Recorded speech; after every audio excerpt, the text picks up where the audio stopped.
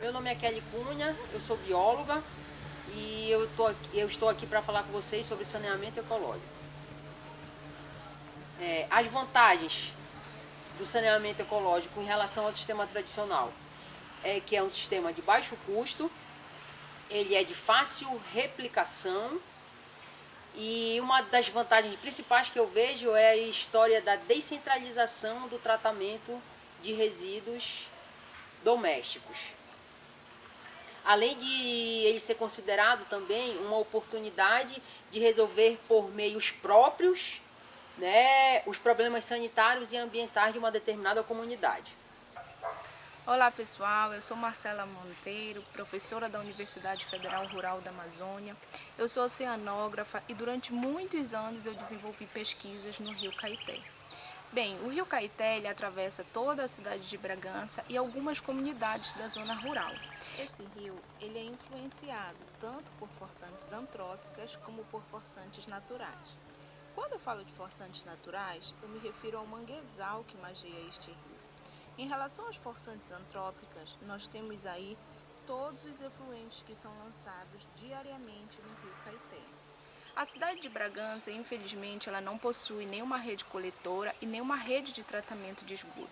Então, os efluentes eles são lançados ali diariamente, sem nenhum tipo de tratamento. O mesmo acontece também em algumas comunidades rurais que estão na margem desse estuário. E aí, o que nós temos observado? Que nas últimas décadas o estuário ele vem sofrendo pela contaminação de bactérias patogênicas, coliformes fecais e pelo aumento da eutrofização. Bem, ao longo dos anos, essa concentração de bactérias ela vem só aumentando.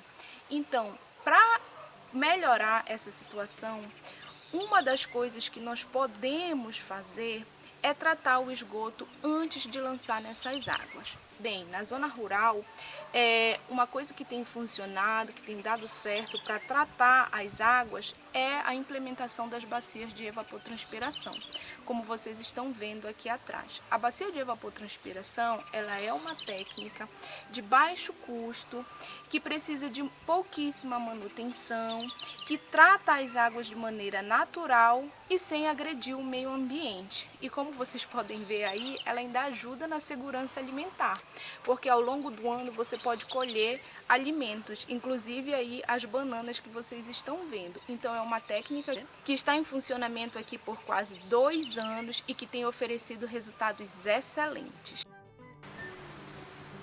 Olá, eu sou a Marivana Borges Silva, professora de licenciatura em Ciências Biológicas e licenciatura em Ciências Naturais da disciplina Fisiologia Vegetal.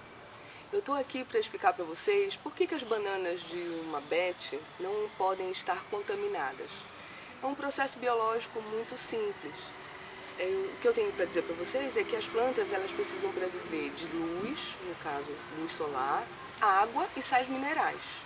A água ela vai absorver passivamente do solo, né? A água sempre se desloca de onde tem mais água para onde tem menos água. Então ela entra pelas raízes de maneira passiva. Junto com essa água entram também os sais minerais, só que eles não entram de maneira passiva. Eles precisam ser captados pelas raízes através dos transportadores que tem na membrana dessas raízes. Então elas são seletivas, elas só vão absorver cada mineral com o seu receptor. E junto com ele não vai entrar protozoário, não vai entrar bactéria, nada disso. Isso é uma proteção natural que as raízes, todas as raízes de todas as plantas têm. Então como é que a BET funciona? Ela vai mandar a água, né, junto com alguns minerais já da decomposição das fezes, para cima, por diferença de potencial hídrico. As próprias raízes vão gerar essa sucção, né? Elas vão precisar de água e vão tirar do solo, e o solo seco vai puxar do solo mais úmido, que está embaixo. E assim a água vai chegando nas raízes. Os íons entram pelos transportadores de membrana e os protozoários ficam de fora, os coliformes fecais ficam de fora, tudo que não precisa fica de fora. Assim os frutos são saudáveis e o tecido internamente da bananeira ele está livre de qualquer tipo de contaminação. Então, são bananas que nós podemos degustar tranquilamente. A raiz pega água porque a folha perde água. Então, a folha ela transpira gera um déficit, vamos dizer, de água nos tecidos da folha, que por isso vai puxar a água dos tecidos do caule, que por isso vai puxar a água dos tecidos das raízes, que por sua vez puxa a água do solo. É uma questão de gradiente, diferença de potencial hídrico. Tem mais água embaixo, menos água na atmosfera. Por isso que entra pela raiz, sobe pelo caule, sai pelas folhas de maneira passiva, vamos dizer. Né? A planta ela perde essa água de maneira passiva também. Só que ela pode controlar também um pouquinho. Quando ela fecha os estômatos, que são aquelas janelinhas que tem nas folhas, né? Ela diminui um pouco essa captação da água do solo. E daí ela consegue manter um pouquinho de água no corpo dela até as condições melhorarem e ela poder perder novamente essa água. Então é assim que forma esse caminho dos minerais, dos íons minerais e da água. Solo, planta, atmosfera, né? No caso da água vai para a atmosfera, os minerais são incorporados no corpo da planta.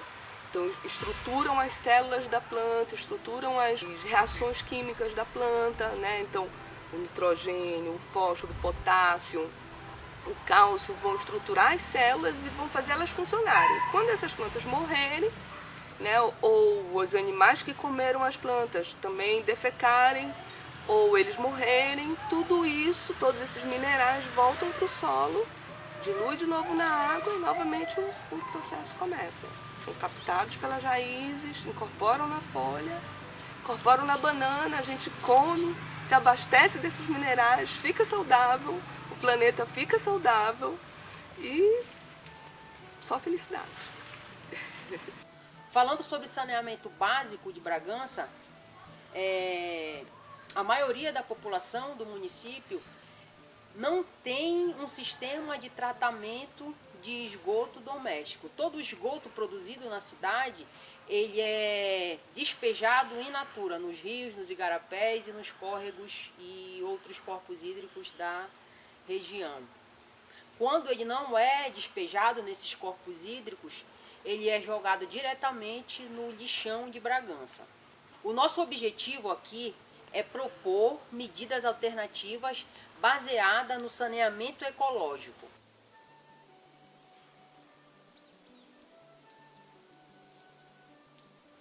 Nós vamos fazer a simulação da construção de uma fossa ecológica, de uma BET. Tá? Primeiro, como ela é formada, né?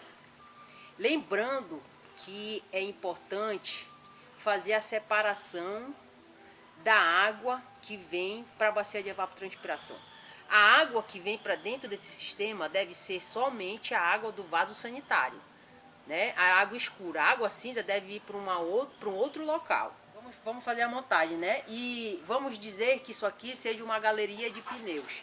Pneus usados de carro, bicicleta, moto. A água que vai sair do vaso sanitário, que é a água que vem para a bacia, ela vai cair diretamente dentro dessa galeria de pneus, que pode ser vista nessa imagem transversal, que mostra a posição dos canos de 50 milímetros que podem ser usados para inspeção ou para coleta de água quando necessária, a entrada de água escura que sai do vaso sanitário e cai dentro da galeria de pneus e a disposição das camadas, assim como o dimensionamento da fossa. No caso, essa tem 1 metro de profundidade e 2 metros de largura.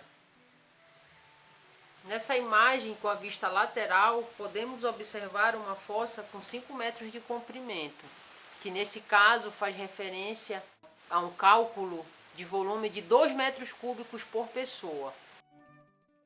Então a primeira camada é formada por pedras maiores, a segunda camada por pedras menores, que pode ser seixo ou brita, a terceira camada de areia fina e a última camada de terra preta. Nessa última camada a gente insere as plantas de folhas largas, que podem ser as bananeiras, taiobas, tajás, mamoeiros.